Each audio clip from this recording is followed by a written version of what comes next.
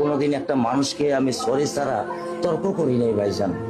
তা আমার এই 8 বছরের মাসুম একটা বাচ্চা কি অপরাধ?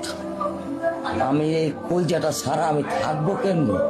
আজকে আপনি যদি একজন কন্যা সন্তানের বাবা হয়ে থাকেন, আজকে এই ভিডিওটা শেয়ার করা আপনার জন্য ফরজ হয়ে দাঁড়িয়েছে, কারণ আপনার কন্যা সন্তানের দিকেও ওই হায়নারা তাকিয়ে আছে।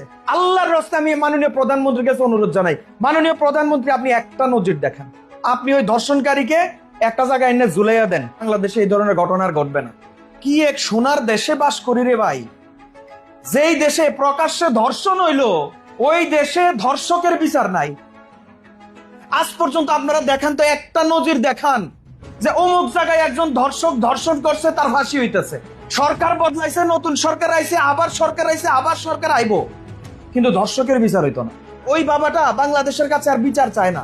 ওই বাবাটা বলছে যে আমার 55 বছর বয়স, আমি এখন পর্যন্ত একটা ধর্ষণের বিচার চোখে দেখি নাই, আমার বাচ্চার ধর্ষণের বিচার হবে কিভাবে?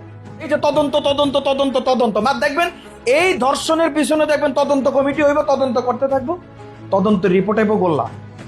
তো বাবা হিসেবে আমি নিজেও তো বলি, আমিও তো কন্যা সন্তানের বাবা, আমিও লজ্জিত, বাংলাদেশের কাছে আমিও লজ্জিত, আমি অনিরাপদ।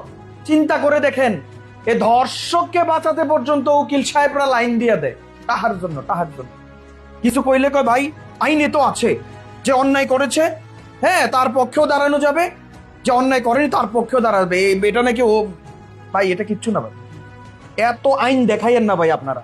একজন ধর্ষণকারীর পাশে আমরা কেউ নাই, আপনি নাই, আমি নাই, আইন নাই, কিচ্ছু নাই, ডিরেক্ট ফাঁসি। কিন্তু কেন জানি আপনারা ধর্ষণকারীদের কাছে এসে হেরে যান, আইনের ফাঁক ফক্কর দিয়ে তারা বের হয়ে যায়, 2 দিন পরে জামিন হয়ে যায়, কথা কয়ে কি লাভ হইব?